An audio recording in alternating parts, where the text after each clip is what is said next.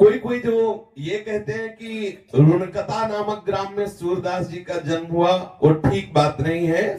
सूरदास जी रुणकता ग्राम के पास गौ घाट पर बाद में लौट, जब वहां से आए तो यहाँ कुछ दिन रहे, तो जो लोग नहीं जानते वो कह देते हैं कि सूरदास जी का जन्म रुणकता ग्राम में हुआ। ऐसा नहीं था। और सूरदास जी जन्म से अंधे थे, अंधे ही जन्मे थे। पिता माता, जब कोई बालक होता है तो हर्ष होता है, लेकिन जब ये प्रकट हुई तो उदासी हुई। जब देखा बालक के नेत्र नहीं तो किसी को हर्ष नहीं हुआ। देखो, संसार का बड़ा विचित्र स्वरूप है।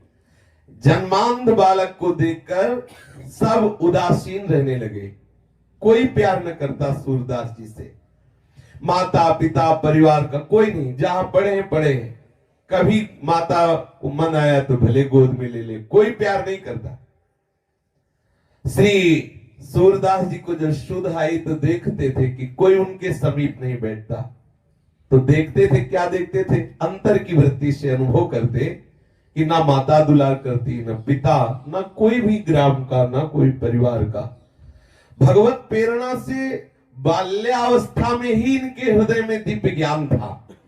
उसी समय छोटी अवस्था में ही उन्होंने एक पद गाया, स्वार्थ मीत सकल जग माही, स्वार्थ मीत सकल जग माही।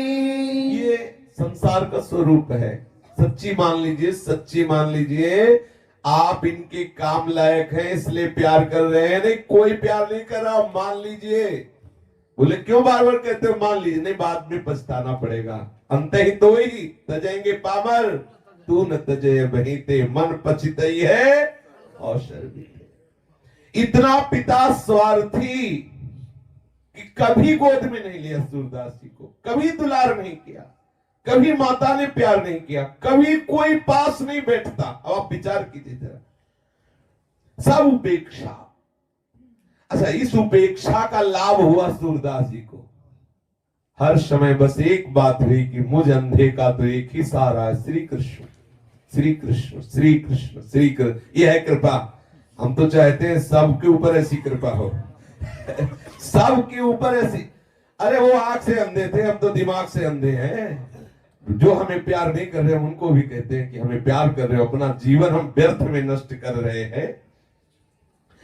अब उनके हृदय में बार बार निकलने लगा, हा कृष्ण, हा कृष्ण। ये बहुत कृपा है। भगवान ऐसी कृपा करे, सब जगह से ठोकर मिले, तुम्हें सब जगह अपमान मिले, सब तुम्हें छोड़ दे, फिर सबका मालिका के हाथ मिला ले। सच्ची बात है। सुनेरी मैंने निर्बल के बलराम, जिसका कोई नहीं होता मेरा ठाकुर उसको दुलार करता है। सूरदास जी का जो प्रथम चरण जीवन का बाल्यावस्था बड़ा दुखद, कोई प्यार नहीं करता। कभी याद आ गई तो माँ उपेक्षा पूर्वक रोटी दे देती, नहीं सभी मनाते थे मर जाए तो अच्छा है। क्या उनको दिखाई तो देता नहीं कहाँ शौच जाना है, क्या करना है। अब आप थोड़ी देर आंख मूंद के ऐसा भाव करें कि जिसकी आंखें ना हो उसको कितना कष्ट होता है। सोचो, आप थोड़ी देर आप भावना करें, आप अपनी आंखें मूंदे, फिर सोचें, चल के देखिए, खाने पीने के उठने बैठ, आप सोचो कितना भयानक। और फिर कोई प्यार ना करे, और कौन प्यार करेगा? सब स्वार्थी। आप देख लीजिए, प्रकट में इस महापुरुष के जीवन में देख लीजिए, सूरदास जी के हृदय में बड़ा एक व्याकुलता जनित दुख उदय हुआ कि कोई मुझे प्यार नहीं कर रहा। उसी समय सूरदास जी ने इस पद की रचना की, सुनेरी मैंने निर्बल के बलराम। आहा, जो हार गया अंदर से उसके लिए सहारा क्या है? हरिनाम हो। जो हरिनाम है, अगर हृदय में चल रहा तो महाबल है। आप निश्चित समझ लो, वो हरि को भी अधीन करने की सामर्थ्य रख लेता, औरों की तो बात जाने दो। सुमीर पवन सुत पावन नामो, अपने बस कर राखे रामो। श्री सूरदास जी की 6 वर्ष की अवस्था है। एक दिन इनके पिता को किसी धनवान यजमान ने अपने यहां बुलाया पांडित्य कर्म के लिए।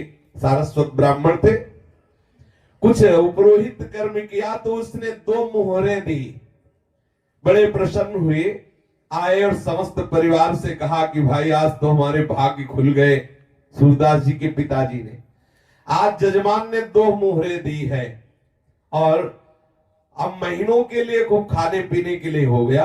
2 मोहरे मिली हैं, बहुत सुंदर कपड़े में उसे लपेट करके ताक में रख दिया। अब संयोग की बात की रात में चूहा घुस गया और ताक में कपड़े में लपटी जो 2 मोहरे थी वो ले गया और छत में अपने बिल में रख दिया जाके। जब प्रातः कालीन पिताजी सूरदास जी के गए और ताक में देखा तो कपड़ा नहीं, मोहरे नहीं, बड़े दुखी हुए। अब तो छाती पीट पीट के रोना शुरू कर दिया। अब सूरदास जी ये सुन रहे हैं। सूरदास जी ने पिता को समझा, क्यों विलाप कर रहे हो? कृष्ण नाम से बढ़कर कोई मोहरे होती है क्या? अब तो सब का सब रोज सूरदास जी के ऊपर उतर गया। उनकी माता, उनके पिता कही, तू अभागा, जब से जन्मा तब से हमारे घर में विपत्ति ही विपत्ति है। ना तू भागता है ना तू मरता है, ऊपर से हमें समझा रहा है। सब सूरदास जी को कोसने लगे, बरस पड़े सूरदास जी के ऊपर। अरे अभागे, तू जिस दिन से जन्म लिया हमारा चैन खो गया, दुख ही दुख। सूरदास जी चुप हो गए, अंदर ही अंदर कृष्ण नाम रटने लगे कि प्रभु आपकी बड़ी विचित्र लीला है। सूरदास जी जब देखा कि सब गाली वाली दे के शांत थे तो बोले, देखो आप इतना मोहरों से प्रेम करते हो, अगर मैं आपकी मोहरे बता दूं कहां है तो बोले तुमने चुराई? बोले नहीं नहीं चुराई नहीं, लेकिन मुझे पता है। तो बोले जब चुराई नहीं तो तुझे पता कैसे? बोले मुझे दिखा रहे हैं। बोले तेरे नेत्र नहीं है? बोले जो मेरे नेत्र नहीं है उन नेत्रों से उन्हें दिखाई दे रहे, मेरे जो नेत्र है वो तुम्हारे नहीं है, मैं उन नेत्रों से देख के बता रहा हूं। पर एक शर्त है, हम आपकी मोहरे बता देंगे जहां छुपी हुई है, पर फिर हम घर से निकलेंगे तो आप हमें रोकोगे नहीं। वो ऐसे ही उनसे प्यार नहीं कर रहे थे कोई। अरे बोले भैया तू मोहरे बताओ, अभी जा, बता कहां रखी है। श्री सूरदास जी ने कहा ऊपर छत में जाइए, चूहे का बिल है, बिल के अंदर जाकर के उसे थोड़ा खोदिए, चूहा ले गया और वही है। पिताजी और परिवार के लोग भाग के गए। जब वहां गए तो ठीक जैसा सूरदास जी ने कहा था वैसे ही वो मोहरे मिल गए। अब लौट के आए, सूरदास जी ने कहा अच्छा तो अब हम चले। तो उनको लगा बेटे में चमत्कार है। तब उन्होंने कहा कि भाई अब तुम हमें छोड़ के कैसे जा? अभी कह रहे थे मर क्यों ले जाता, भागे। 2 मोहरे मिल गई तो अब गले लगा के, रे भाई तुम कैसे हमें छोड़ के जाओगे, हम तुम्हारे बिना कैसे रहे?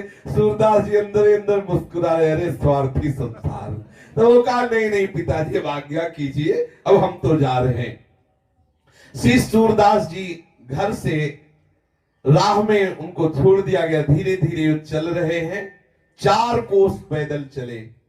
सोचो नई अवस्था है, आंखों से दिखाई नहीं दे रहा है, और ये केवल बाहरी प्रेम के 2 शब्द बोले थे पिताजी ने, अरे रुक जाओ काहे को जा रहे? वो भी जो मोहरे मिल गई नहीं, अभी पहले कह रहे थे मर जाए। अच्छा ये बिल्कुल सच्ची मानो, बहुत धोखे में हो यदि आपको लग रहा हो तुम्हें कोई प्यार कर रहा है।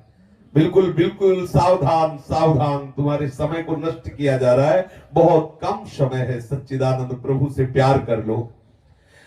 गांव के बाहर 4 कोस चलने के बाद एक तालाब और उसी के समीप एक पीपल का वृक्ष था, वहीं जाके बैठ गए सूरदास जी।